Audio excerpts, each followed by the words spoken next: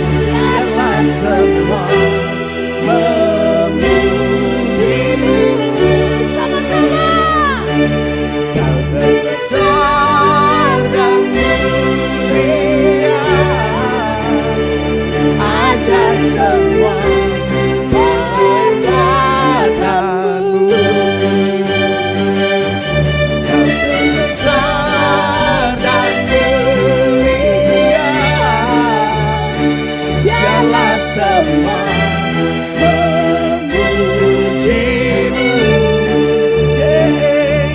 Kau terbesar dan mulia,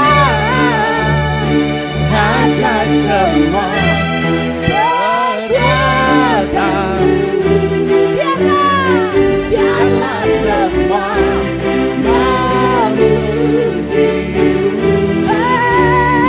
Biarlah semua memujimu. Kita beri sorak-sorai yang meriah untuk Tuhan kita. Haleluya. Haleluya. Sekali lagi sorak-sorai yang luar biasa untuk Tuhan kita. Haleluya. Anda diberkati semua pada pagi hari ini. Terima kasih kepada worship team. Ada William, ada Ciwulan, ada Hendra, ada Ella. Yang ini namanya siapa, Mas? Oh, Supratman. Supratman. Anda dipersilakan duduk. Anda bisa alihkan perhatian Anda ke layar di depan.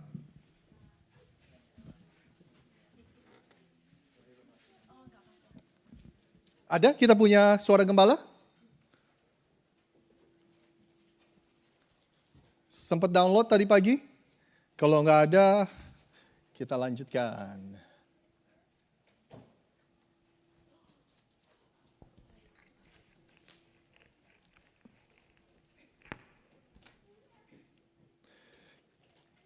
Shalom, selamat pagi. Gimana kabar Anda pada hari ini? Luar biasa. Seperti yang Ciwulan tadi, selamat Hari Kartini ya. Untung Ciwulan ingetin, April berapa? April 21 ya, kemarin berarti ya Ci ya. Selamat Hari Kartini. Berapa dari Anda yang bersyukur akan peranan wanita dalam kehidupan Anda? Ya, semua ibu kita, teman-teman kita, tante, juga termasuk guru-guru Anda. Anda bersyukur dengan peranan guru-guru Anda yang begitu berjasa dalam kehidupan kita. Ngomong-ngomong soal guru, saudara, di tengah-tengah kita, saya senang sekali tadi pagi baru ketemu ada guru SD saya, Ibu Maria. Ibu Maria boleh bangkit berdiri sebentar sama suaminya. Beri tepuk tangan, senang sekali ketemu, terima kasih Ibu Maria. Senang sekali tadi pagi, kaget saya tiba-tiba ketemu. But anyway, udah siap? Oke, kita alihkan perhatian kita ke depan sebentar.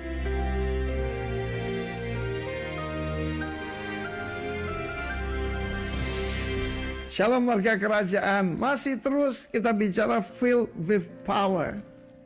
Power yang terbesar dalam dunia ini adalah kebenaran dan kasih ya. Yaitu Kristus sendiri. Kristus adalah sang kebenaran dan sang kasih itu sendiri. Sang kasih karunia. Nah saudara kasih Tuhan, banyak orang yaitu membuat drama. Yaitu tentang penangkapan Yesus di Taman Getsemani. Dengan ya beberapa tentara, ada juga yang tidak ada tentaranya, karena itu semua adalah polisi bait Allah. Di dalam Yohanes pasal 18 ayat 3 dijelaskan, Yudas datang dengan siapa? Sepasukan prajurit, bukan beberapa gelintir. Saya periksa, sepasukan itu spera. Spera itu 1/10 dari legion. Yang ada di Israel legion ke-10, 6.600 tentara. Tapi spera itu 500 sampai 600. 500 tentara bersenjata lengkap. Membawa saudaraku lentera, sulu, senjata, pentung dan sebagainya. Seperti mau nangkap penjahat terbesar. Tetapi saudaraku ada yang berkata, di mana? Where is Jesus said in the Bible, I'm God, worship me. Jawabannya ada di sini. Yesus yang tahu semua yang menimpa dirinya, maju ke depan. Itulah pemimpin. Pemimpin bukan lari dan menyuruh anak buah maju. Dia maju ke depan dan tanya, siapa yang kamu cari? Yesus dari Nazaret katanya, I am. Saudaraku, I am itu namanya Tuhan. Ketika Musa tanya pada Tuhan, Tuhan, siapa namamu? Kalau aku ditanya oleh orang-orang yang kepadanya, engkau utus aku, orang-orang Israel. Katakan namaku adalah aku. Ayah, Azar, Ayah. Dan berkata Iye, Isar, Iye. Karena memang tidak ada huruf hidupnya. Artinya, I am who I am that I am. Dan I am itu adalah kata I'm God himself. Dan Yesus pada waktu berkata begitu, mundur mereka, bukan mundur tapi terpental. 500 tentara, polisi bait Allah, semuanya terpental dengan senjatanya semua. Ini bukti bahwa Yesus tidak ditangkap. Yesus menyerahkan diri. Benar-benar menyerahkan diri karena apa? Sukarela sebagai tebusan, ransom. Sebagai korban penebus salah. Korban penebus dosa yang seharusnya ditanggung oleh saudara saya. Di dalam Daniel 9 ayat yang ke-26 dikatakan harus dibunuh, harus di-cut off, karat. Yaitu yang tidak ada salahnya apa-apa. Siapa dia? Messiah the Prince. Dan jangan lupa dia menjatuhkan hukuman atas dirinya sendiri. Sebab pada waktu itu ditanya oleh Pontius Pilatus, yang prokurator atau yang punya kuasa di sana, gubernur jenderalnya, ya, apakah engkau raja orang Yahudi? Yesus biasanya diam, dia jawab. Nah, dari mana kamu mengatakan itu? Loh, benar tak kamu raja? Yes, for that purpose I was born. I'm the king of the Jews. Sebab Masiah itu hubungannya adalah raja. Dengan demikian dia jatuhkan hukuman mati atas dirinya. Kalau seandainya dia berkata, no, I'm just a prophet. I'm just a teacher. As people, they call me rabbi. Saya dipanggil rabi. Tidak. Untuk itulah aku dilahirkan. For that purpose. Karena dia tidak bawa Injil keselamatan saja. Dia bawa Injil kerajaan. Dan the good news, the best news is the king has come. Karena itu saudara, dia mau kembalikan kepada kita bukan cuma kemuliaan, tapi juga kuasa kerajaan. Karena Bapa itu mau memberikan kuasa kerajaan pada Anda dan saya. Be strong, warga kerajaan. Haleluya. Amin. Amin. Sekali lagi selamat pagi menjelang siang kepada Anda semua. Saya pegang aja deh. Gimana kabar Anda hari ini? Baik? Ya. Sambil Anda mempersiapkan persembahan Anda, kita punya beberapa pengumuman. Yang pertama, saya mau ucapin terima kasih dulu untuk minggu lalu di mana kita mengubah jam ibadah dan beberapa dari Anda tetap beribadah jam 8 pagi dan sekarang kita akan kembali ke jam yang normal kembali saudara. Nah, ada pengumuman penting nih untuk minggu depan kita ada Broad Street Run. Buat Anda yang tahu ada lomba lari di Broad Street. Jadi sepanjang dari north ke south saudara. Jujur ini pertama kali kita akan menghadapi ini sejak kita pindah ke gedung baru. Jadi kita nggak tahu nih how are we gonna manage this. Gimana kita akan mengatur semua ini. Anda berikan saya waktu karena saya baru tahunya juga tadi pagi. Jadi nanti saya tanya ada kenal teman yang suka ikut lomba Broad Street Run. Kira-kira selesainya jam berapa sih? Soalnya South Philly itu ternyata adalah garis finishnya saudara. Ya kan kalau misalnya garis startnya itu kan biasa mereka start pagi dan mereka lari ke north. Jadi kita udah aman gitu ya. Tapi kalau finishnya kan dia akan lebih siang gitu. Jadi saya ingin tahu kira-kira jam berapa orang-orang ini masih lari. Terus juga kita nggak boleh parkir di Broad Street dan segala macam. Jadi berikan saya waktu 1-2 hari saya akan cari tahu gimana kita akan mengatur semuanya ini. Lalu kita akan umumkan kepada Anda. Ngomong-ngomong soal pengumuman saudara. Cara yang paling gampang untuk selalu mendapat update dari kita. Kita nih sebenarnya punya grup WA yang kita setting hanya untuk pengumuman, saudara. Jadi khusus pengumuman gereja kita nggak banjirin Anda dengan WA Anda dengan forwardan yang aneh-aneh, saudara. Pokoknya cuma pengumuman gereja aja. Nah kalau Anda ingin nomor Anda dimasukkan ke grup itu, sekali lagi itu udah di setting, nggak ada yang bisa kirim message ke situ. Anda bisa hubungi ini aja deh, saya minta tolong Ciwulan ya. Ciwulan habis ibadah kalau ada yang mau nomornya dimasukin ke grup WA itu, kasih tahu Ciwulan nomornya nanti saya add ke grup WA itu ya. Terus juga Anda bisa melihat pengumuman kita dari misalnya dari Facebook atau social media. Kita biasanya ngumumin di sana saudara. Terus juga kita ada SMS. Anda bisa mau kalau nomornya di-include di SMS kita biasa SMS cuma seminggu sekali hari Sabtu. Untuk mengingatkan Anda tentang ibadah minggu. Kecuali ada pengumuman-pengumuman penting. Yang di WA itu lebih spesifik saudara pengumumannya. Karena kita bisa kirim gambar, flyer, informasi. Jadi kalau ada informasi pekerjaan. Ya kan, kalau udah dengar pekerjaan pasti banyak nih yang mau nge-add nih ya Ciwulan ya. Makanya promosinya pakai pekerjaan gitu. Flyer gereja atau apa. Jadi kita bisa umumkan di situ, saudara. Itu pengumuman berikutnya. Ada Ibu Nur atau Mbak Nur di sini yang pakai baju warna stabilo kuning. Dan Ibu Nur ini mencoba untuk membentuk tim doa di gereja kita. Jadi nanti kalau ada yang mau bergabung dengan tim doa, mungkin bisa bicara sama dia setelah ibadah. Dan kita akan coba bangun tim doa. Kita ini bersyukur banget kita kedatangan orang-orang yang yang cinta Tuhan, yang ingin melihat kerajaannya terus diberitakan, saudara, ya kan? Jadi nanti bisa kontak Ibu Nur buat yang mau masuk tim doa, saudara. Hari ini juga akan ada sedikit persembahan makan, enggak sedikit sih, maksudnya ada persembahan makanan, ada persembahan makanan karena anak dari Paniko dan Ibu Eti, mana Ibu Eti? Ibu Eti nggak di luar ya, lagi siapin persembahan kali. Itu berulang tahun Mesak. Hari ini berulang tahun umur 16 tahun, saudara. Jadi, apalagi nih. Udah, itu aja sih pengumuman hari ini. Nanti setelah ibadah, sebelum selesai ibadah kita akan doa untuk Mesak. Dan mungkin satu hal yang terakhir yang belum sempat saya umumkan ke gereja kita, saudara dari Ibu Nevo boleh maju ke depan, Bu Nevo? Sebentar maju ke depan yuk.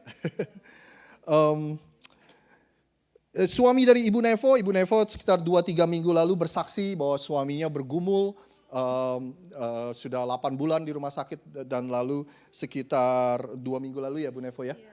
Akhirnya tanggal 5 ya, April 5 sudah pulang ke rumah Bapak. Sudah tidak ada sakit, tidak ada lagi air mata. Dia begitu tekun berjuang selama 8 bulan terakhir di rumah sakit. Dan sekarang sudah mengalami kesembuhan yang sejati. Amin, saudara.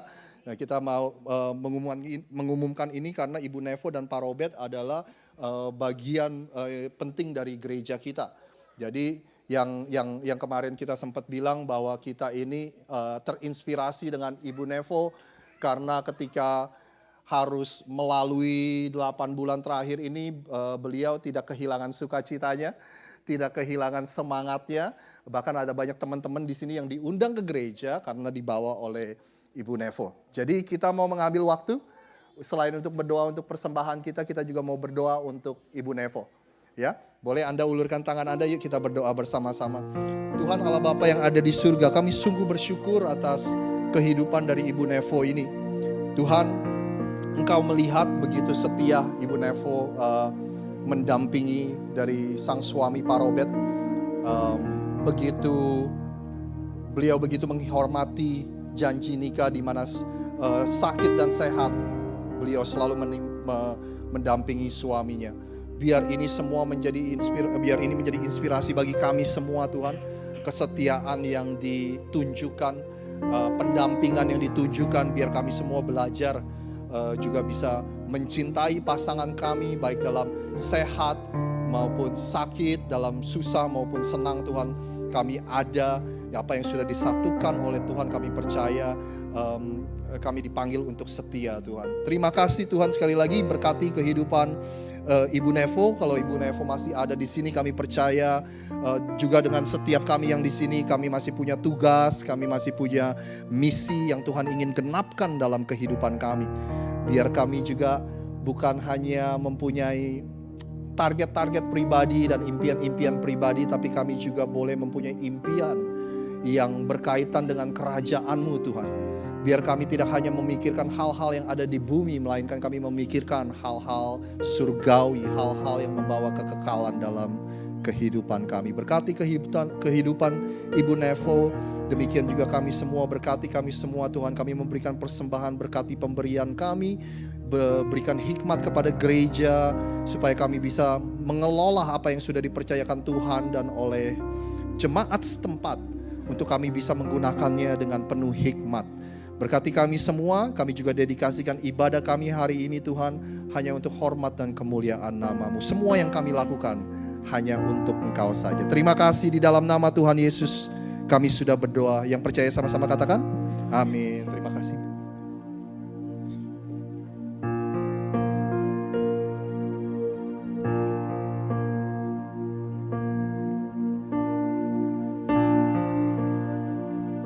Terima kasih Tuhan, puji Tuhan. Terima kasih Tuhan.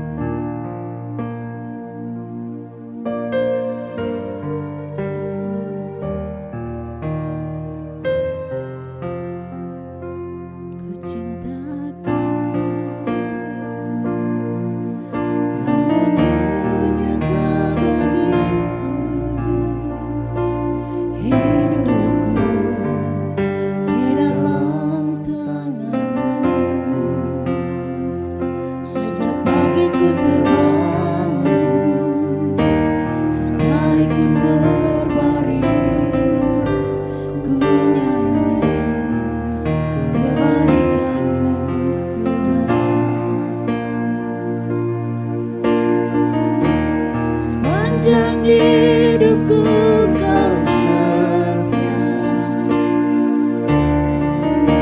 sepanjang hidupku Kau sangat baik.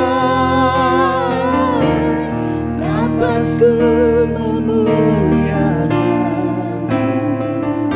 ku nyanyi kebaikan-Mu Tuhan.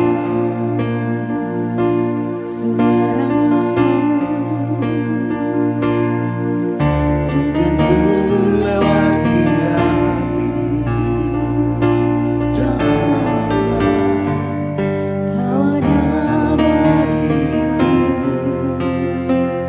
Ku tak sanggup Kau Bapa-Ku, sahabatku, ku saksikan kebaikan-Mu Tuhan.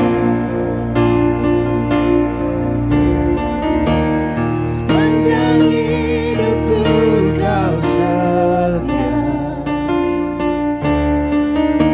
sepanjang hidupku Kau sangat baik. Nafasku memuliakan-Mu, ku nyanyi kebaikan-Mu Tuhan.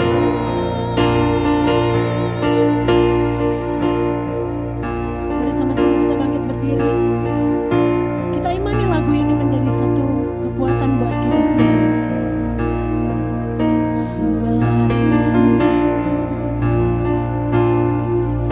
tuntunku lewati api, jalanlah Kau ada bagiku. Ku tahu sungguh Kau Bapa-Ku dan sahabatku, ku saksikan kebaikan-Mu. ku saksikan kebaikan-Mu Tuhan. Sepanjang hidupku Kau setia, sepanjang hidupku Kau sangat baik. Nafasku memuliakan-Mu,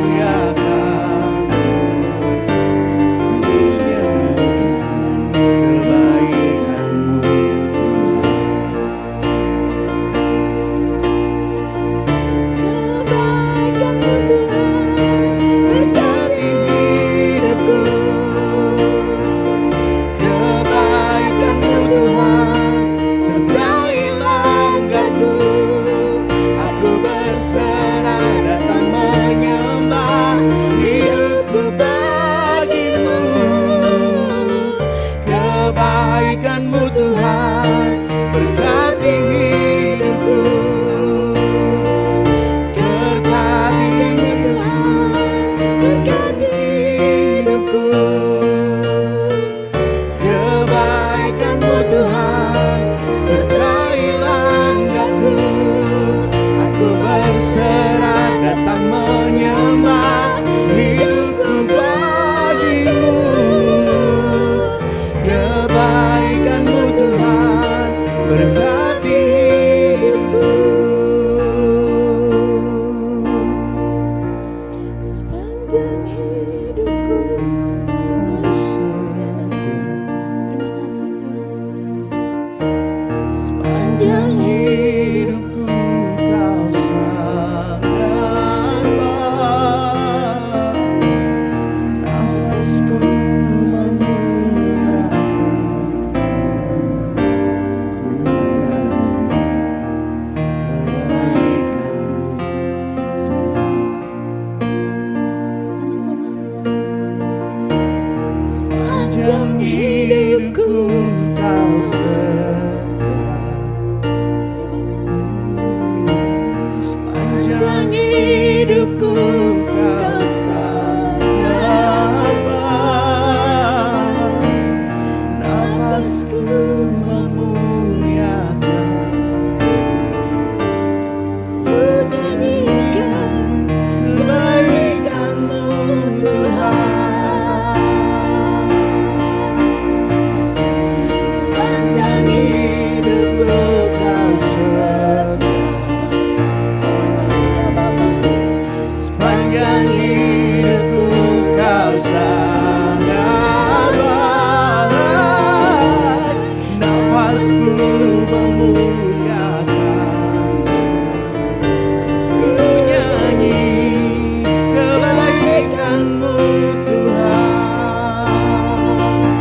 ku nyanyi kebaikan-Mu Tuhan, ku nyanyi kebaikan-Mu Tuhan.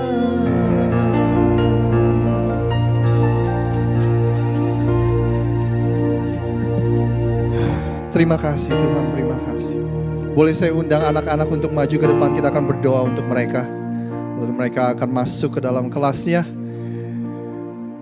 Kalau Anda mengasihi anak-anak ini, bolehkah Anda ulurkan tangan Anda? Kita akan memberkati mereka, kita akan deklarasikan berkat atas hidup mereka.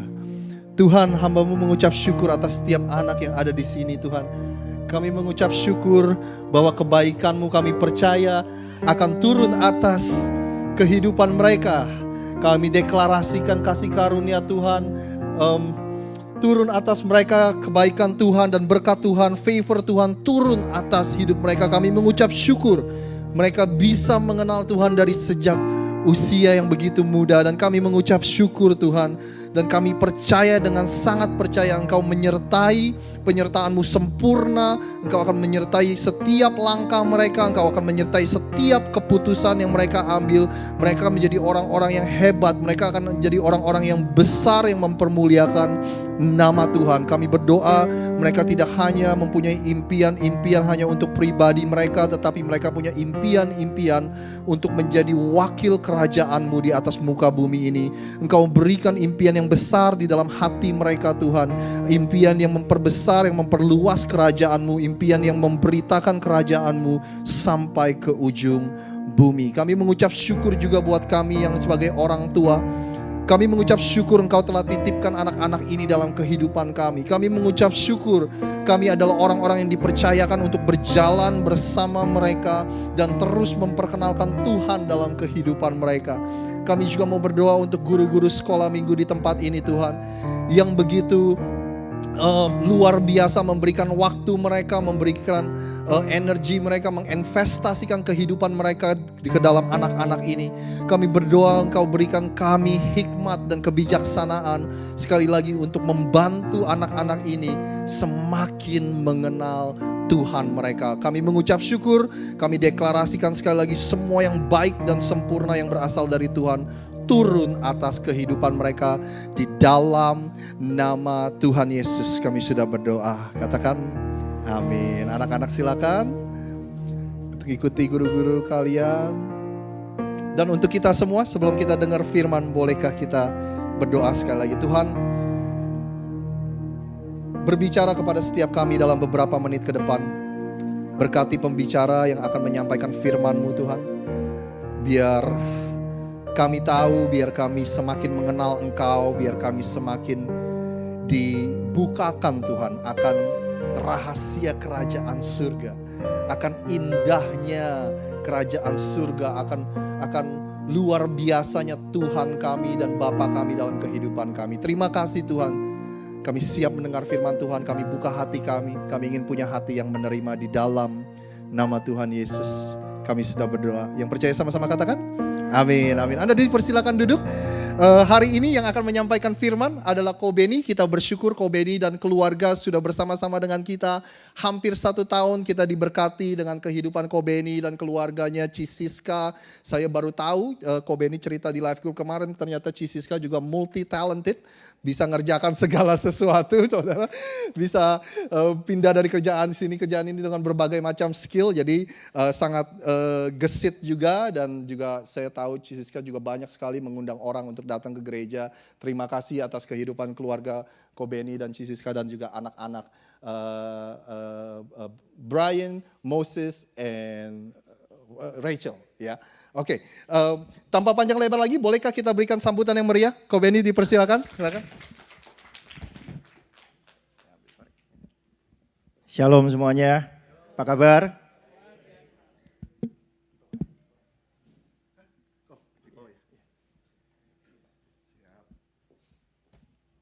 Oke, tanpa panjang lebar karena waktunya singkat, padat, ya makanya kita harus selesaikan dalam waktu yang singkat-singkatnya dan secepat-cepatnya ya. Oke, Saya nggak perlu kenalan lagi ya. Tadi udah diperkenalkan, nama saya Benny. Saya di sini juga bekerja sama dengan kalian semua. Saya punya 1 istri, 3 anak, ya tidak dibalik, ya itu berbahaya. Oke, tanpa panjang lebar, yuk buka slide-nya. Hari ini saya akan membahas tentang penyingkapan dan kemenangan. Apa sih itu penyingkapan? Dan apa sih yang mesti disingkapkan? Ya, sering kali kita mendengar kata disingkapkan. Tetapi kadang-kadang kalau kita membaca lebih detail lagi, ada namanya buku di Alkitab kita, namanya kitab penyingkapan. Ada yang tahu? Apa itu kitab penyingkapan? Karena kita sering kali kita cuma baca Alkitab, tapi tidak pernah mau belajar menggali isi daripada Alkitab, betul ya? Ya, kita cuma tahunya kitab Wahyu, betul? Ya, kitab Wahyu itu bahasa Indonesianya penyingkapan. Makanya saya bilang hari ini kita akan membahas tentang penyingkapan. Apa sih yang disingkapkan? Dan apa sih yang mau disingkapkan? Kalau kita ngomong soal Wahyu itu kayak, kalau bahasa Indonesia itu kayak wangsit, ya, betul ya, ya kan? Itu kalau kita ke dukun gitu kita minta wahyu, kita minta wangsit, betul ya? Ujuk-ujuk, Mbah, tolong Mbah, minta apa? Minta apa nak? Minta wahyu, minta wangsit, ya kan? Sesuatu yang dari alam roh yang kita tidak tahu tentang masa depan, yang kita pengen tahu, betul ya? Kita ke suhu-suhu, ke orang-orang pintar, ya. Terus kita kocok keluar gitu ya. Itu tuh cari apa? Wangsit. Betul ya? Untuk cari pewahyuan. What gonna happen in the future about us. Nah, kitab Wahyu itu juga sama sebenarnya. Seorang rasul yang luar biasa, boleh dibilang rasul kasih, yang sepanjang jalan bersama dengan Yesus selama 3,5 tahun, itu kerjanya cuman nempelnya sama Tuhan Yesus. Ya, dia nggak seperti Petrus yang ugal-ugalan, yang uraan, yang istilahnya frankly speaking ya, langsung brek. Enggak, engkau enggak mati. Wes gitu kan, jagoan paling depan. Begitu Yesus mau ditangkap, ambil pisau, tebas kupingnya Maltus, ya kan. Wah itu Yohanes nggak kayak gini karakternya. Yohanes itu cenderung kalem. Pada saat Yesus mati di atas kayu salib, habis itu selama 3 hari dan selama beberapa tahun, Yohanes tidak seperti murid-murid yang lain, yang kerjanya langsung ya. Kayak Petrus langsung jepret 3.000 bertobat ya. Enggak kayak gitu. Dia cenderung hidupnya bersama dengan Maria. Sampai kapan? Sampai Maria meninggal, baru setelah itu dia melayani Tuhan. Dia mulai melakukan penginjilan. Kemana? Ke Asia Kecil, ke 7 jemaat. Nah, setelah itu ya, di zaman Kaisar Nero, dia kembali lagi ke Roma untuk ngapain? Untuk menginjil. Ya, balik lagi.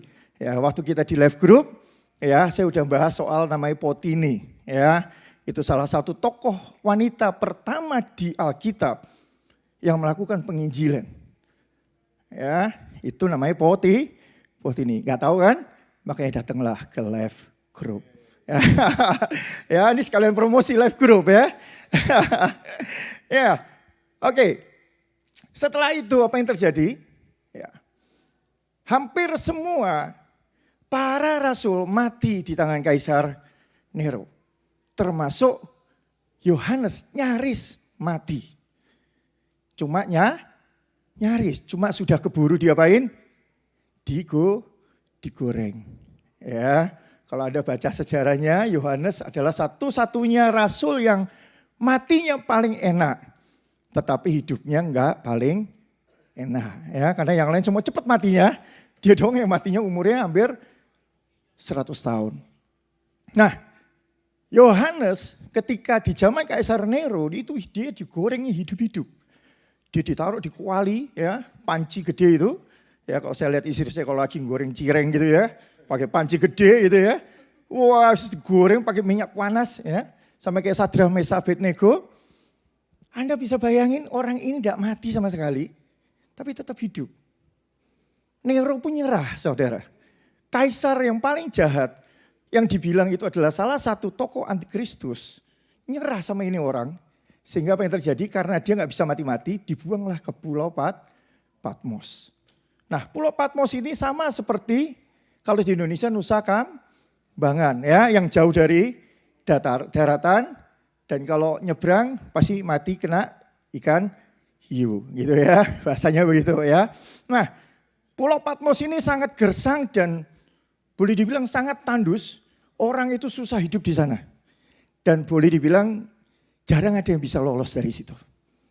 Tetapi ya balik lagi, orang ini paling susah matinya. Kenapa? Karena memang Tuhan simpen dia. Sampai kapan?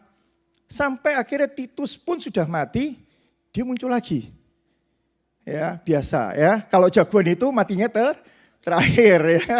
Jadi simpen Tuhan itu sampai akhir. Ya, untuk ngapain? Untuk memberitakan yang namanya wahyu tentang siapa? Tentang Yesus Kristus. Karena ketika para rasul semua sudah mati, para saksi Kristus yang menyertai Yesus pada waktu itu udah nggak ada semua. Sehingga apa yang terjadi? Kekristenan pada saat itu morat-marit dan kacau balau. Sehingga para bidat, para sekte-sekte itu bermunculan di mana-mana. Sehingga apa yang terjadi? Tuhan memang simpen ini manusia satu ini. Untuk apa? Kartu as, kartu truf. Jadi ketika orang Israel, orang Kristen di sana udah mulai kehilangan pengharapan. Karena Anda bayangin, semua disiksa, dikejar-kejar, dibunuh sama Kaisar Titus pada waktu itu. Gak cuma Nero toh, begitu berganti Titus, Titus lebih parah dari Nero. Sehingga apa yang terjadi? Orang Kristen, orang-orang Israel yang cinta Tuhan pada waktu itu, mereka mulai merosot dan mulai kembali lagi kepada apa? Kepada agama-agama mereka yang lama. Jadi ketika Yohanes mulai muncul ke Israel lagi, semua baru tahu. Oh ini cuma Yohanes. Ini murid Yesus satu-satunya yang mendampingi Yesus. Dan satu-satunya saksi hidup. Apa? Mengenai siapa? Yesus. Dan disitulah makanya dia menulis sebuah kitab yang namanya kitab Wahyu. Atau kitab penyingkapan. Ayo next berikutnya. Udah sampai di mana?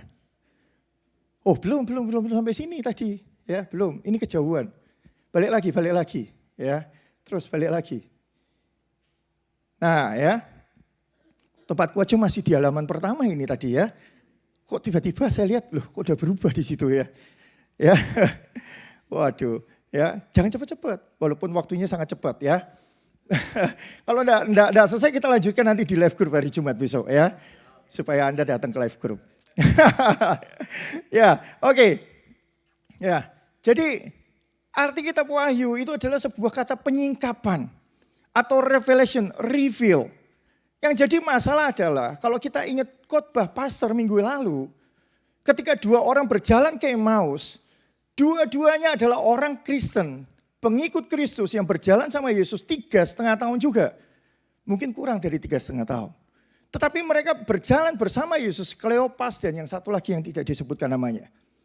Ketika Yesus mati, mereka desperate. Karena mereka tidak punya pengharapan lagi. Siapa lagi? Ya kan? Karena mereka orang Israel itu masih yang namanya apa? Menanti-nantikan bukan seorang Mesias. Mereka menanti-nantikan raja yang bisa membuat mereka bebas dari penjajahan Romawi. Mereka ingin yang namanya apa?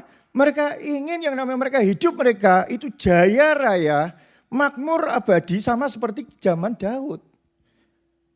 Itu orang Israel. Anda bayangkan ketika Anda tidak punya duit, ya kan dulu Anda pernah kaya, sekarang tidak punya duit. Yang Anda cita-citakan adalah cuma satu, ada seorang investor datang untuk kasih Anda uang. Ya kan, tapi ternyata ketika investor itu datang dan tapi tidak kasih Anda uang, Anda bayangin betapa sedihnya dan desperasinya. Sama orang Israel juga gitu. Makanya kenapa Yesus datang di tengah-tengah mereka, di tengah-tengah obrolan yang sangat depresi, di tengah-tengah kondisi yang sangat-sangat depresi saat itu, tekanan, begitu tekanan, terjadi dalam hidup mereka. Bayangin, mereka dari yang namanya Yerusalem, mereka pulang kampung. Ya kan? Bayangin berapa banyak orang Indonesia yang datang ke Philadelphia nggak dapat kerjaan, akhirnya pulang kampung. Betul ya? Ada kan yang kayak begitu. Depresi, ya kan? Kadang-kadang hidup itu ya, itu yang kita lalui seperti itu. Tetapi Tuhan pada waktu itu tidak cuman hanya setelah bangkit, dia nggak cuman datang aja, enggak. Tapi dia memberikan yang namanya apa? Penyingkapan. Dia unveil si Kleopas, kemudian Kleopas mulai apa? Terbuka. He get reveal, he get revelation. Dia dapat yang namanya penyingkapan. Sehingga pada saat dia dapat penyingkapan, dia kembali ke Yerusalem. Dia ngapain yang pertama dilakukan? Dia cari murid-murid yang lain. Dia cerita apa yang dia alami. Dan kemudian murid yang lain menimpali, dia dapat hal yang sama. Maka semua menjadi apa? Semangat dan terbangun. Jadi saudara, ketika Anda mengalami depresi, Anda mengalami tekanan, jangan pulang kampung. Cari life group. Ya, cari gereja. Ya, kenapa? Karena di situ akan Anda dibukakan sesuatu di situ. Anda akan mendapatkan jalan keluar di situ. Anda akan dapat yang namanya kekuatan, saling dikuatkan satu dengan yang lain. Tapi kalau Anda pulang kampung, sama kayak Kleopas, gak ada harapan. Mereka depresi dan makin depresi. Bahkan ketika Yesus ada di tengah-tengah mereka, mereka pun tidak sadar itu Yesus di situ. Berapa banyak orang yang depresi dan mereka akhirnya pulang. Betul ya? Setelah pulang dapat apa? Gak dapat apa-apa. Berapa banyak orang dalam kesendirian mereka, mereka bukan cari teman-teman untuk saling dikuatin. Itulah gereja sebenarnya. Itulah namanya tubuh Kristus. Saling menguatkan satu dengan yang lain. Berapa banyak orang-orang di luar sana, mereka depresi. Sama kemarin kesaksiannya Bu Nur kemarin ya. Sama istriku kemarin ya, waktu naik kereta, turun kereta, naik bus ya. Lihat orang di jalan, tidurnya begini gitu ya. Tidur makin enggak gitu ya. Berapa banyak yang seperti itu? Mereka tidak punya pengharapan. Kenapa? Karena nggak ada orang yang mau mengulurkan tangan buat mereka. Mereka meninggalkan yang namanya persekutuan orang-orang kudus. Mereka meninggalkan yang namanya pertemuan-pertemuan orang-orang kudus. Akhirnya apa? Mereka hidup dalam kesendirian. Makin lama depresi. Ketika mereka depresi, mereka kehilangan harapan. Endingnya cuma satu. Apa? Suicide. Betul? Dan ketika suicide, siapa yang senang? Iblis. Ya kan? Kita orang Kristen, kita cuma hanya Tuhan. Kasihanilah mereka. Halo. Apakah cuma itu aja yang harus dilakukan oleh orang-orang Kristen? Apakah kita cuma hanya duduk-duduk di sini hanya untuk ya tepuk tangan gitu ya. Sedangkan di luar sana masih membutuhkan uluran tangan kita untuk kita perkenalkan mereka tentang apa? Pengharapan. Pengharapan apa? Kristus. Ya, kita lihat di sini ya. Apokalipsis dalam bahasa Yunani. Artinya to remove atau to open view what was hidden. Berapa banyak orang Kristen masih mengalami yang sama apa kayak Kleopas. Banyak sekali. Many, yes, di luar sana banyak. Tapi di sini tidak ada, ya. Saya percaya di sini tidak ada. Ya, enggak ada yang ngaku, ya. Enggak ada beneran ya. Nanti saya keluar saya dilempari batu. ya, enggak ada. Nah, banyak sekali orang-orang Kristen masih belum mengalami namanya penyingkapan. Mereka masih hidup di dalam depresi ketika Yesus mati. Dan mereka enggak ada sebuah pertolongan. Mereka enggak ada breakthrough, mereka enggak ada jalan keluar. Sama ketika waktu saya mau berangkat kemari. Ya, saya cerita di Komsel, saya cerita di live group. Berapa banyak teman-teman yang bukan mendukung, tapi malah justru demotivasi. Banyak.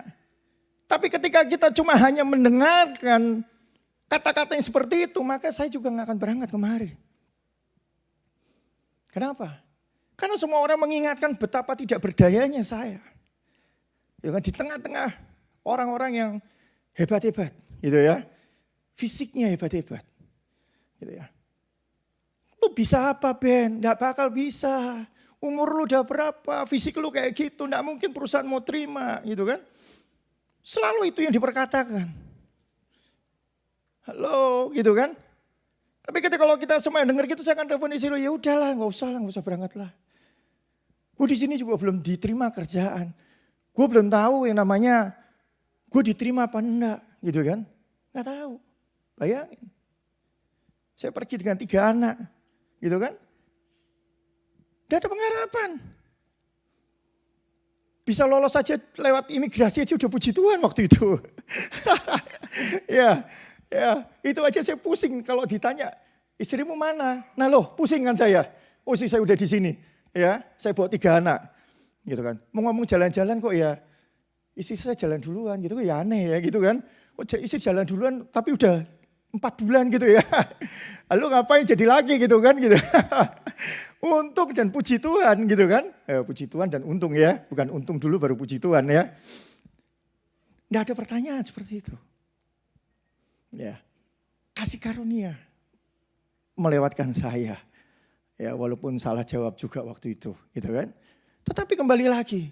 Ketika saya datang ke tempat ini tanpa ada yang namanya pekerjaan sama sekali.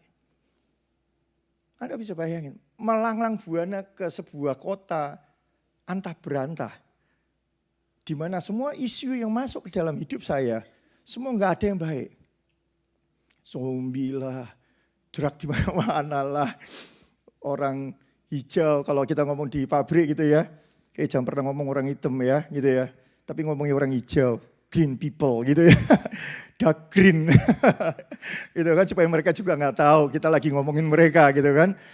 Itu kondisinya kayak begitu. Saya cuma percaya apa? Yesus buka jalan buat hidup saya. Yesus buka jalan buat keluarga kami. Saya cuma berkata sama Tuhan cuma gini. Tuhan, kalau lolos imigrasi, saya percaya this is my new life. Begin. If not, I go home to Indonesia and serve you again. Dan melayani Tuhan lagi. Gitu kan. Di sana saya baru mulai merintis gereja. Tiba-tiba istriku suruh ke sini gitu kan. Ya, antara gereja sama istri, pilih mana? Saya pilih istri. Karena dia adalah satu-satunya pasangan hidup saya. Tapi banyak orang pilih gereja. Ninggalin siapa? Ninggalin istri. Banyak orang pilih pelayanan daripada keluarga. Halo. Berapa banyak orang seperti ini? Enggak. Istrimu itu ya gereja yang harus kamu layani. Anak-anakmu ya gereja yang kamu harus kamu melayani. Bukan dibalik. Kalau aku melayani, ya kan? Maka istriku semua anakku diberesin. Enggak. Enggak kayak gitu. Berapa banyak orang prioritas selalu Tuhan. Pertama, betul? Kedua apa? Keluarga. Ketiga, baru yang lain-lain. Amin. Amin. Amin ini dikit ya. Udah setuju jangan-jangan. Yang dua pekerjaan kah? Kalau nggak dapat pekerjaan dolar nggak ada, istri marah-marah gitu ya. Aduh, haleluya ya. Ya. Nah itu ya, itu seringkali terjadi di mana? Di gereja. Banyak orang Kristen melakukan hal-hal seperti itu. Saya bersyukur ya. Tuhan bukakan banyak hal. Oh ini baru slide kedua. Ya udah kita lanjut lagi ya. Ayo. Nah, slide berikutnya. Jadi jika ada yang slide ketiga. Jika ada namanya penyingkapan, pastinya banyak yang belum tersingkap. Nah, yang jadi masalah adalah siapa yang mau disingkap oleh Allah kepada Rasul Yohanes? Yaitu tentang Yesus Kristus. Gak ada yang lain. Yohanes ketika menulis kitab Wahyu, dia tidak pernah menyinggung soal berkat. Dia tidak pernah menyinggung soal materi, dia tidak pernah menyinggung soal kekayaan. Yang dia singgung, yang dia singkapkan tentang apa? Yesus Kristus. Jadi ketika Anda kalau baca yang namanya kitab Wahyu, 1 ayat 3. Anda harusnya berbahagia. Karena tertulisnya apa? Berbahagialah ia yang membacakan dan mereka yang mendengar. Apa yang ditulis dalam kitab Wahyu. Betul? Jadi ketika saya menyampaikan kitab Wahyu, itu enggak ada yang namanya kata-kata horor di sana. Betul? Betul? Betul? Jadi kalau kita baca kitab Wahyu, ada orang-orang yang menyampaikan kitab Wahyu dan Anda menjadi takut, berarti ada yang salah. Amin. Ada orang di sini? Masih nangkap sampai di sini? Ya. Ini jadi problem. Saya 20 tahun lebih itu saya selalu ngajar namanya kitab Wahyu. Dan Anda tahu apa yang saya sampaikan adalah supaya Anda menjadi takut. Kenapa supaya Anda takut? Ya kan? Supaya Anda tidak berbuat dosa. Supaya Anda takut Tuhan. Itu yang saya lakukan selama 20 tahun lebih. Tapi ternyata ya, saya pernah cerita kan di sini. Ya, bahwa saya salah. Bayangin 20 tahun lebih ini ayat itu sama kayak hilang. Gitu ya. Saya seperti nggak pernah baca ini ayat. Sehingga apa yang saya lakukan adalah, saudara-saudara sebentar lagi Yesus datang. Kalau Yesus datang Anda tertinggal, maka apa yang terjadi? Anda akan ketemu sama namanya antikristus. Anda akan disiksa. Nggak cuma disiksa, kuku Anda akan dicopotin satu-satu. Anda bayangin kalau istriku lagi nail art gitu ya. Dia mempercantik kuku orang, kalau antikris itu nyopotin kuku orang. Sampai kapan? Sampai kamu anti sama Kristus. Sampai kamu deny about Jesus. Itu yang dilakukan oleh antikristus. Dan itu terus yang saya beritakan. Hati-hati kalau lu gak diangkat. Udahlah, mendingan lu ngumpet di mana. Tapi yang jadi masalah dengan teknologi sekarang. Lu gak mungkin ngumpet. Kenapa? Semua pegang handphone. Di situ ada Google. Tracking di situ. You cannot hide from the satellite. Kita nggak akan pernah bisa ngumpet dari satelit. Even ke gunung pun, ya nggak, tetap nggak bisa ngumpet. Anda bisa bayangin, lu ngumpet ke gunung dan tiba-tiba di menteri ke-6, ya kan, gunung-gunung bergetar, gempa bumi, ya pulau-pulau geser, lu ngumpet di mana? Gua mau tanya, gitu kan? Apalagi kalau udah masuk 7 cawan, 7 sangkakala. Tiba-tiba yang namanya setelah 7 sangkakala di trompet dibunyikan, meter ke-7, 4 sangkakala langsung bunyi. Itu meteor jatuh, itu langsung ngantem ke bumi. Sepertiga angus, sepertiga laut hancur, sepertiga sungai di bumi hancur. Sepertiga manusia angus. Hei, mau ngumpet di mana? Pertanyaan saya, takut gak? Mikir gak? Mikir loh. Tapi yang jadi masalah adalah kalau kita ngerti itu adalah harga yang harus kita terima. Kalau Yesus gak pernah mati. Anda bisa bayangkan. Ketika Yesus mati, itu seluruh murka Allah. Itu ditumpahkan ke atas dia. 7 meterai, 7 sangkakala, 7 cawan murka Allah. Arti angka 7 adalah pengampunan yang sempurna. Seharusnya kamu layak untuk terima semua murka itu. Tapi karena satu orang ini, kita luput. Wow. Dan itu yang mau disampaikan oleh siapa? Yohanes. Ya. Oke, lanjut. Ya, tadi ya. Lambang, simbol, semua itu ya. Angka-angka ya. Umpamanya kayak apa namanya? Di sini apa? Naga gitu kan. Bagi orang China, naga itu lambang dari kemakmuran. Lambang dari kemegahan, betul? Kekuatan, ya kan? Jangan ngambil ayat Alkitab pakai tradisinya orang China. Atau orang India atau orang Amerika. Anda akan tersesat. Kenapa? Biarlah Alkitab menyingkapkan Alkitab itu sendiri. Tuhan itu selalu berbicara melalui ayat demi ayat. Dia nggak pernah berbicara melalui tradisi. Makanya Paulus berkata, jangan pernah kembali kepada tradisi nenek moyang. Karena itu cuma omongan-omongan doang. Termasuk tradisi nenek moyang orang-orang Yahudi. Anda bisa bayangin malaikat kawin sama manusia jadi kayak gitu-gitu ya. Itu apa itu? Itu mistis. Kabalah. Ya, nanti saya jelasin tapi di live group ya. Ya, kejadian itu menarik sekali ya. Kitab Kejadian itu menarik sekali, oke? Nah, angka 1 itu selalu berbicara mengenai Allah itu sendiri. Ehad.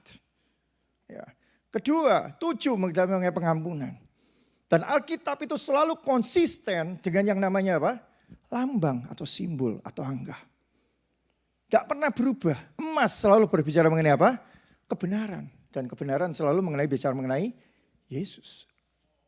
Yang kedua, perak melalui apa?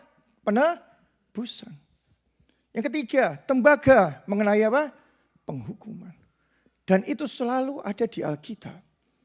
Dan semua tertulis. Yang jadi masalah cuma satu. Kita cuma selalu mengiyakan dari apa kata pendeta.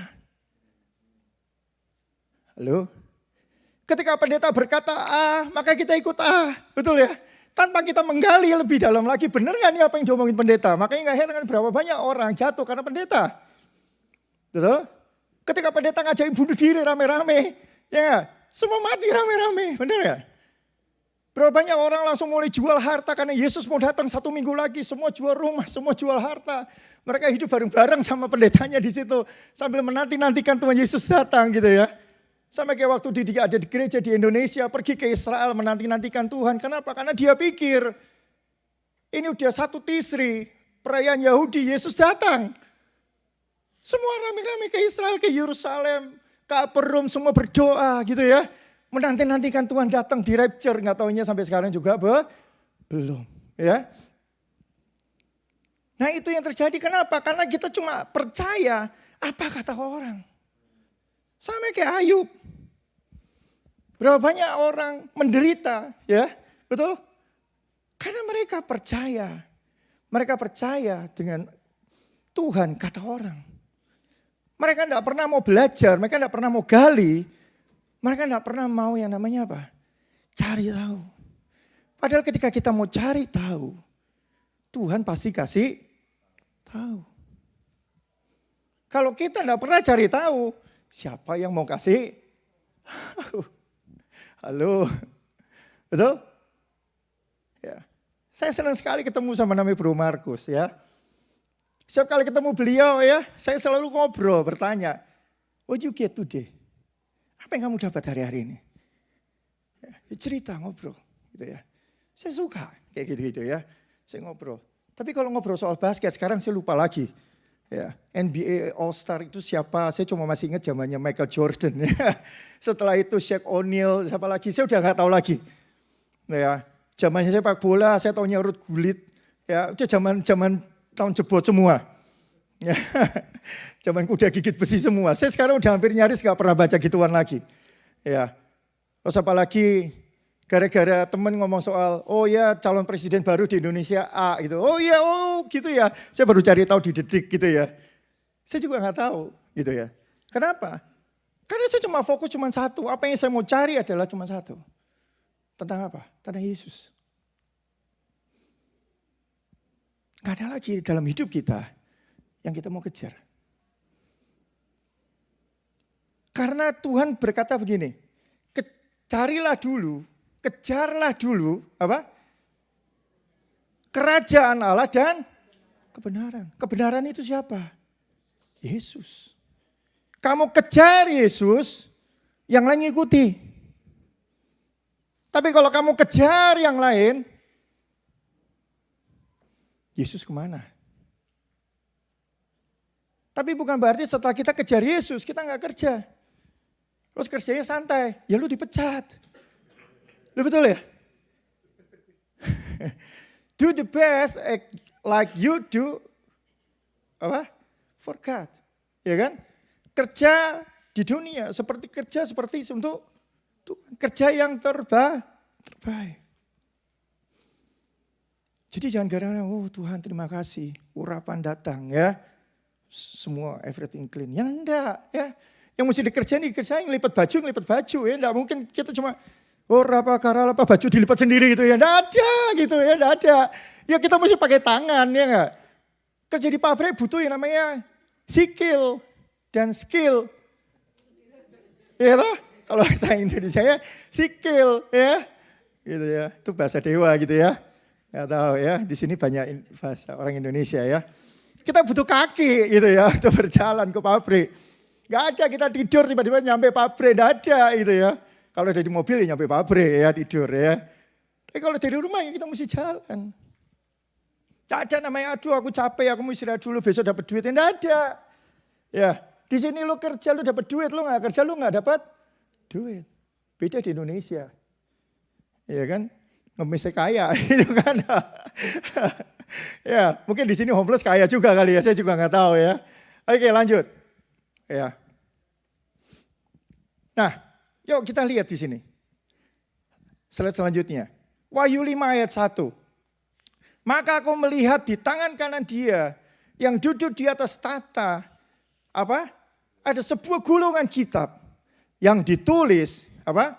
Sebelah dalam dan sebelah luar, dimeterai dengan 7 meterai. Anda bisa bayangin, ada sebuah gulungan kitab yang dimeterai 7. Biasanya meterai cuma 1. Ini berapa? 7. Anda bisa bayangin? Betapa, apa yang namanya, mengerikankah isinya? Gitu kan? Sampai segelnya aja 7. Ya kan? Kalau kita mau ngomong soal meterai, ya, yuk slide selanjutnya. Ya, itu ya, meterainya 7 ya. Nah, kemudian Yohanes bertanya lagi, siapakah yang layak untuk membuka gulungan kitab itu dan membuka meterai-meterainya? Terus malaikat ngomong apa? Tidak ada seorang pun di surga dan di bumi atau yang di bawah bumi yang dapat membuka gulungan kitab itu. Karena nggak ada yang buka. Yohanes tuh nggak ngapain? Mewek. Dia nangis, dia weeping. Kalau bahasa Inggrisnya dia weeping. Dia meraung, dia menangis. Kenapa dia meraung, menangis? Orang Yahudi itu kalau cuma dikasih sebuah simbol, mereka itu tahu simbol itu isinya apa. Anda pikir ketika Yohanes ngelihat yang namanya gulungan kitab, terus kemudian dia nggak tahu apakah isi kitab itu? Dia pasti tahu isinya apa. Orang Yahudi itu pinter-pinter, saudara. Anda bisa bayangin, dari sejak dia mulai bisa baca, sampai umur 12, orang-orang Yahudi, anak kecil, itu banyak kan tidak sekolah dulu. Tapi mereka sekolahnya sekolah Alkitab. Anda bisa bayangin ya. Jadi ketika mereka mulai belajar membaca, bacaan mereka yang pertama adalah hukum Taurat. 5 kitab hukum Taurat. Kejadian, Keluaran, Ulangan, Bilangan, Imamat. Anda bisa bayangin, semua harus hafal.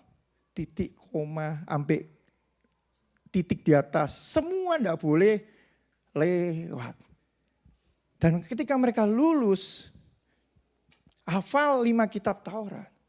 Mereka itu wisuda. Dibawa ke tembok ratapan. Ya, habis itu mereka dirayakan di situ. Waktu saya ke sana, waktu itu pernah ngelihat anak-anak itu bar mitzvah. Ya, mereka dirayain. Kelulusan hafal hukum Taurat. Sampai titik komanya hafal. Makanya gak heran orang Yahudi pinter. Ya, kalau anak kita semua belajarnya apa? Main game dari kecil. Ya, begitu lahir jebret supaya gak nangis, kasih gadget. Yes. Ya. Makanya gak heran anak kita juga jenius. Ya, jenius. Ya, mereka tahu semua gambar yang ada di Google. Ya, beda sama orang ya Yahudi, jebret lahir kasihnya Mozart, ya. Bahkan sebelum masih di kandungan dipasangin lagunya Mozart, Beethoven. Ya lagunya kayak gitu ya, nggak jelas gitu ya. Ya, kalau kita enggak, kita lagunya nge-rap, lagunya slow gitu ya. Makanya anak kita tidur di dalam kandungan gitu ya, nggak ngapa-ngapain. Ya, itu bedanya di sana ya. Itulah bedanya otak Yahudi sama otak orang luar Yahudi. Ya, makanya mereka harganya murah, kalau Indonesia harganya mahal otaknya. Kenapa? Karena jarang dipakai. Kalau orang Yahudi kepake terus.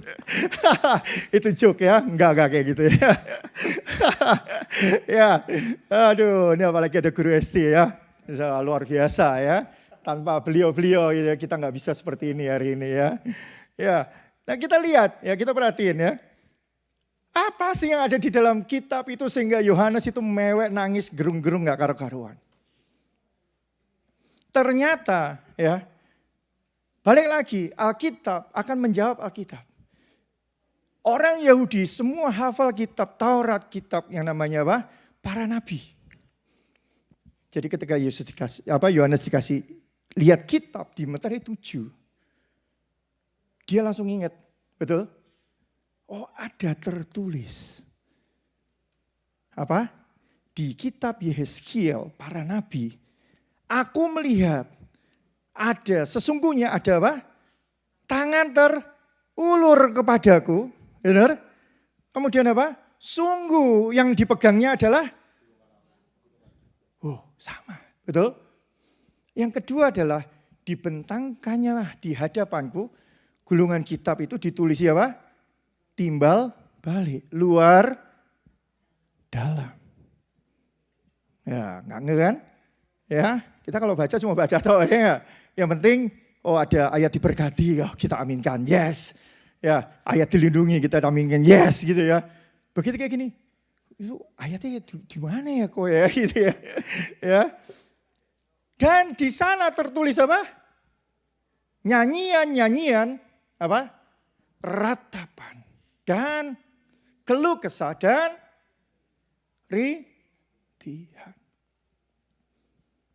Anda bisa bayangin? Ya.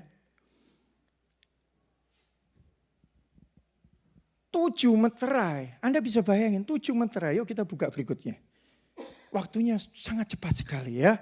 Yuk kita akan lari. Oke, 7 meterai. Kita lihat 4 kuda. Kemudian martir yang kelima, kemudian yang keenam itu apa? Gempa bumi, gerhana matahari, gerhana bulan, kemudian ada silent in the heaven. Betul? Anda bayangin 7 meterai ini yang harusnya kita terima. Isinya apa? Ratapan, keluh kesah, dan rintihan. Anda bisa bayangin? Kuda pertama berbicara mengenai apa? Penyesatan. Kuda kedua mengenai apa? Greedy, bunuh-bunuhan antara sesama. Betul? Yang ketiga, Black Death, ya, penyakit sampar dan segala macam.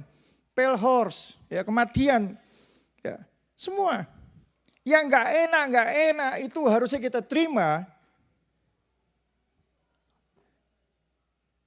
Ya itu dia. Kalau Yesus enggak mati. Makanya kenapa Yohanes nangis? Tuh Tuhan, siapa yang mampu buka itu meterai? Siapa yang sanggup itu buka meterai? Dan siapa yang sanggup menarik meterai itu? Gak ada yang sanggup Tuhan. Terus apakah kita orang Israel harus mengalami kayak begitu? Apakah orang-orang Kristen, pengikut Kristus harus mengalami semuanya itu? Dia bilang begitu.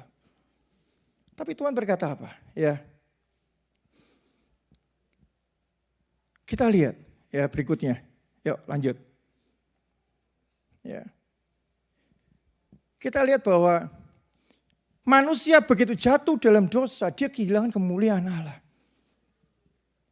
Dia gak cuma kehilangan kemuliaan Allah, tapi dia kehilangan hubungan dengan Allah. Karena apa? Dosa. Dan dosa itulah yang membuat segala sesuatunya hilang. Apa itu? Berkat. Apa itu? Kesehatan. Apa itu? Keharmonisan. Apa itu? Damai sejahtera. dan segala macam. Itu gone. Karena apa? Terputusnya hubungan kita dengan Allah. Dan itu yang terjadi. Kita mau cari dimanapun, nggak bakal bisa dapat. Karena apa? Dibilang bahwa di surga, di bumi, dan di bawah bumi nggak ada yang sanggup bisa yang namanya apa? Membuka meterai itu. Bahasa membuka meterai itu artinya dia istilahnya gini, sesuatu yang sudah dimeteraikan itu nggak bisa dibatalkan, betul ya? Kan udah pakai meterai toh. Meterai itu kan simbol sebagai ini sah. Sama ketika manusia jatuh dalam dosa, artinya manusia sah di bawah kuasa iblis. Sehingga ketika Tuhan mau berbuat sesuatu, dia harus yang namanya apa? Mengganti segel yang lebih besar. Betul ya? Ya enggak? Dia bayar lunas semua utang-utang yang Adam dan Hawa lakukan pada zaman waktu itu. Kalau enggak, segel itu tidak akan pernah bisa lepas. Selama-lamanya apa? Manusia harus di bawah hukum dosa. Dan tidak akan bisa menikmati lagi yang namanya apa? Kemuliaan Allah lagi. Kasih karunia, tidak bisa. Kebaikan tidak bisa. Berkat tidak bisa. Tidak bisa. Tidak bisa. Ya. Jadi kita bisa lihat ya, betapa mengerikannya kuasa daripada apa? Si jahat. Yang harusnya kita terima. Lanjut. Ya. Efesus 1 ayat 13. 5 menit lagi ya. 5 menit lagi. Minta 5 menit ya. Oke. Kopi ini selalu lama ya. Emang begini ya, maaf ya. Saya kalau namanya dosen yang ngajar itu kalau nggak lengkap itu kayaknya nggak enak gitu loh ya. Oke, Efesus 1 ayat 3. Seharusnya murka Allah itu jatuh ke atas kita, tapi karena kematian dan kebangkitan Kristuslah yang membuat kita luput dari meterai murka Allah. Tetapi, lihat nih, Efesus 1 ayat 13-14. Di dalam Dia, kamu juga telah apa? Mendengar firman kebenaran itu, yaitu apa? Injil keselamatanmu. Dan ketika kamu percaya kepadanya, kamu apa? Dimateraikan. Jadi simbol materainya udah ganti. Jadi ketika dulu kita belum kenal Yesus dan kita nggak percaya sama Dia, simbol materainya itu masih simbol materainya siapa? Murkanya iblis. Simbol di bawah kuasa si jahat. Tapi ketika kita percaya kepadanya, kita percaya dengan kematian dan kebangkitannya, maka kita dimeteraikan. Dan ketika kita dimeteraikan di dahi kita atau di tangan kanan kita itu ganti pemilik. Change ownership. Ya, dulu kita di bawah iblis, sekarang kita di bawah siapa? Yesus. Dan meterai itu adalah Roh Kudus. Itu sendiri. Dan Roh Kudus adalah sebuah jaminan. Wah, keren ya. Ya. Atas warisan. Bayangin dulu warisan itu hilang. Ya, hilang. Gara-gara dosa satu orang, warisan itu hilang. Tapi karena ketaatan satu orang, ya kita dapat lagi tuh warisan. Wow. Tapi jadi masalah kemarin ya, kita baru cerita di live group, ya kembali lagi di live group. Berapa banyak orang udah tahu kita punya warisan, tapi kita tidak pernah bisa pakainya. Ya betul ya Kak Oyung ya. Berapa banyak orang ya sudah dapat warisan, tapi dia nggak ngerti cara pakainya. Halo. Ya. Ketika Yesus berkata, kamu diberi kuasa, kamu dimeteraikan, kamu diberi yang namanya otoritas to do something. Tapi kita seringkali lupa.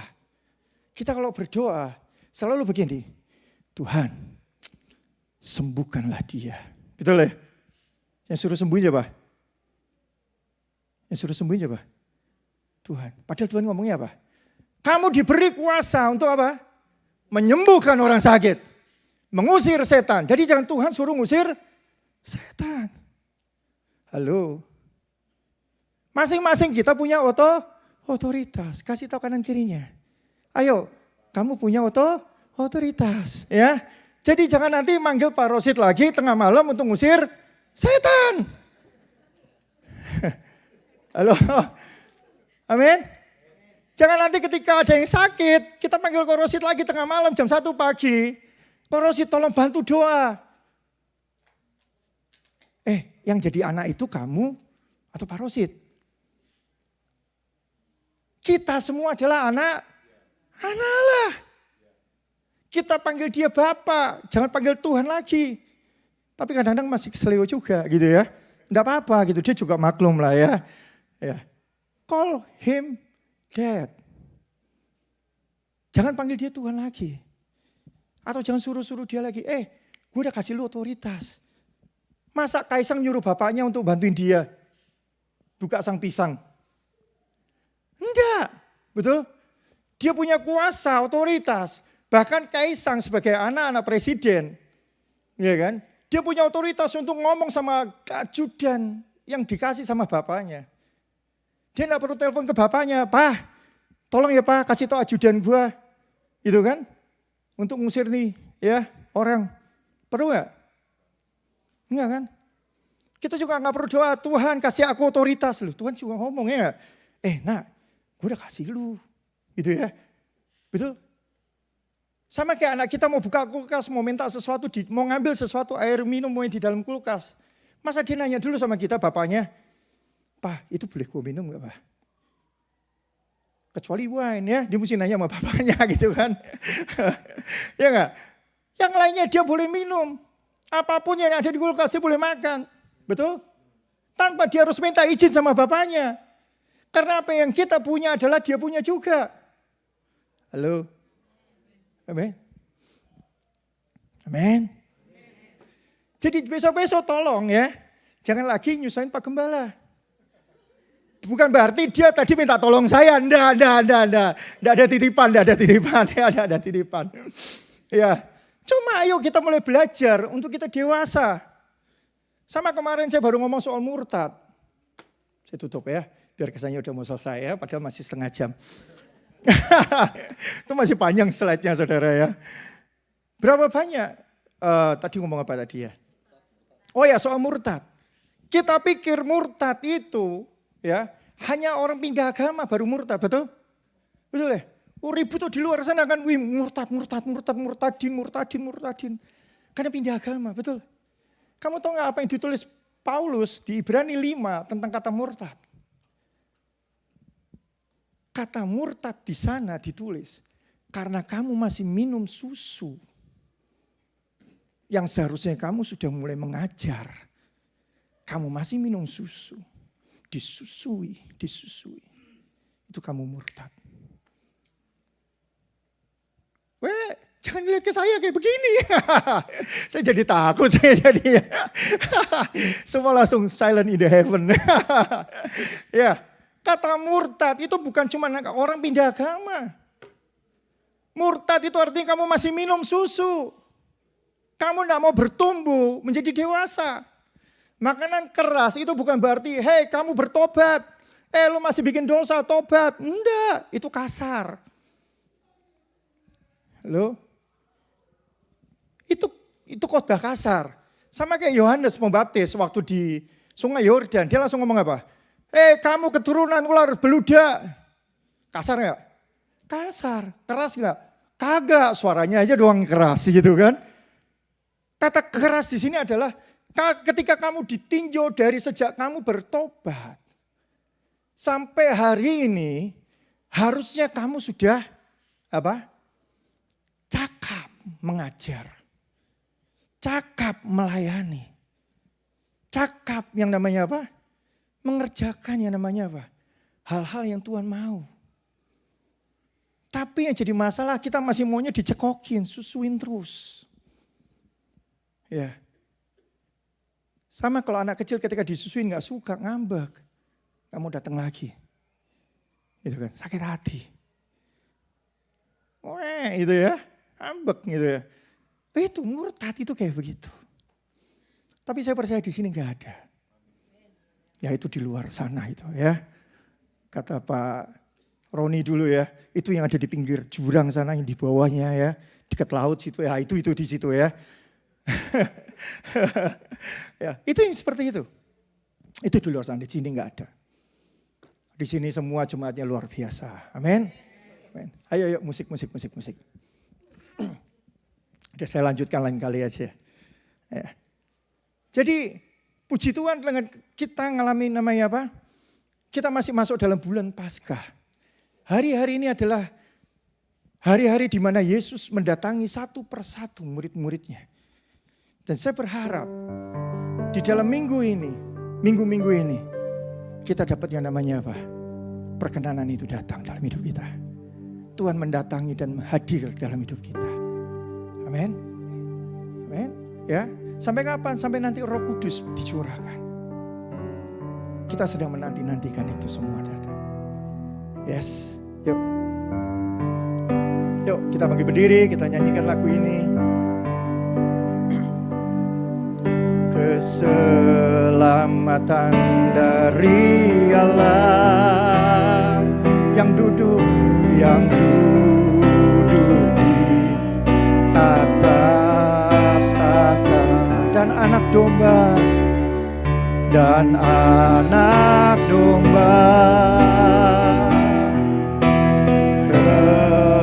kemuliaan, hikmat, syukur, hormat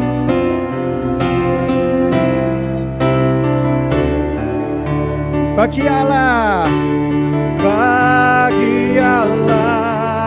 selama-lamanya, bagi Allah selama-lamanya, bagi Allah selama-lamanya. Amin. Haleluya. Biar musik menyanyikan lagu ini, mari kita renungkan khotbah ini.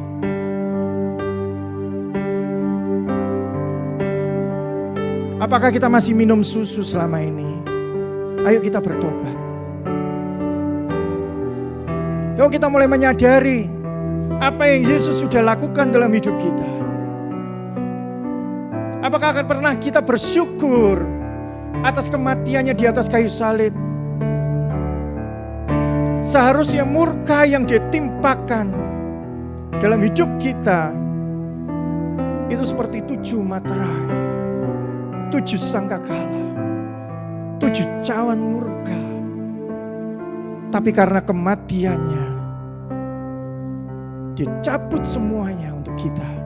Dia tanggung semuanya itu hanya untuk menyelamatkan kita. Syakaralaba-karalabaya syadara. Oh betapa baiknya Engkau Tuhan. Betapa baiknya Engkau Yesus. Siapakah kami ini ya Bapa? Engkau anggap kami biji matamu. Engkau buat kami menjadi begitu berharga. Kami yang tadinya tidak layak untuk terima semuanya itu, Kau buat kami mendapatkan kasih karunia. Sesuatu yang begitu berharga Engkau mau beri kepada kami. Cuman satu yang kami bisa lakukan, yaitu mengucap syukur. Dan biarlah kami Tuhan, kami mau melayani Engkau. Kami mau melayani Engkau ya Aba seumur hidup kami. Melayani Engkau, mengenal Engkau lebih dalam lagi. Terima kasih Aba. Kau berkati Pastor Rosyid dengan seluruh keluarganya dan seluruh jemaat-Mu yang ada di tempat ini. Biar kasih karunia itu terus menerus hidup di dalam kami. Terus tumbuhkan kesadaran demi kesadaran akan kebaikan Tuhan. Terima kasih Bapa. Haleluya. Terima kasih Tuhan, dalam nama Tuhan Yesus kami berdoa. Amin. Amin. Anda boleh tetap berdiri, kita akan mengakhiri ibadah kita. Boleh saya Mesak kita berdoa sama-sama untuk Mesak yang berulang tahun. Setelah itu kita tutup ibadah kita. Anda diberkati pada hari ini dengan firman Tuhan, saudara. Saya berdoa Anda bukan cuma aja diberkati, tapi kita juga belajar. Jadi sekarang Anda tahu kalau Anda punya pertanyaan yang susah-susah, tanyanya ke siapa? Ya. Saya yang gampang-gampang aja, saudara. Khotbahnya yang gampang-gampang. Nanti kalau yang susah-susah suruh Kobeni yang khotbah. Mesak, would you come forward? We're gonna pray for you. Is Aaron still here? Yeah, Aaron can pray for you, and then we'll close the service.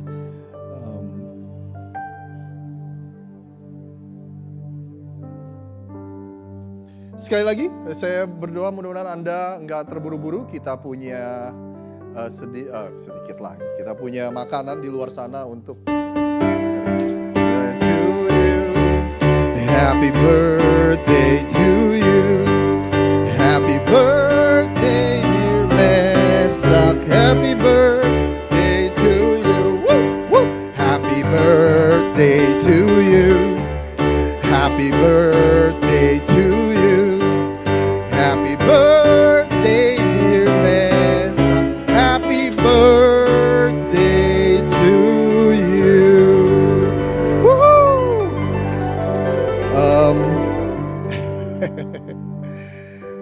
So Aaron, saya sebagai youth pastor dari perkumpulan youth ini dan Mesak boleh berdoa. Aaron, would you pray for Mesak, and then I'll close the prayer. All right, let's pray. Dear God, thank you for the blessing.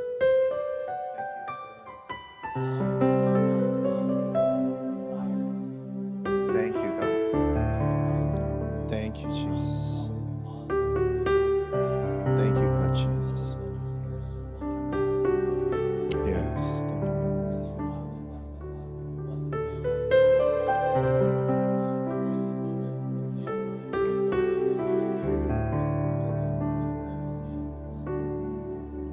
Thank you, God, Jesus.